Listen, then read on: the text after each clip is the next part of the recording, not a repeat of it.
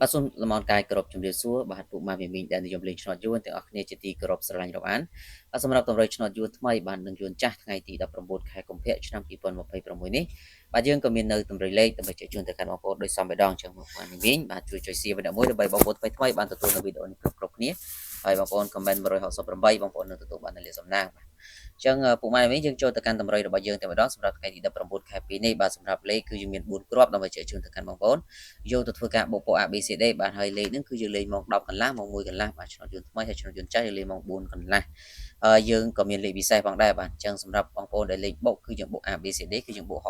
65បាទ65 72 96នៅមួយគ្រាប់ទៀតយើងលេខ47បាទហើយចំណែកបងប្អូនដែលចង់ត្រូវឆ្នោត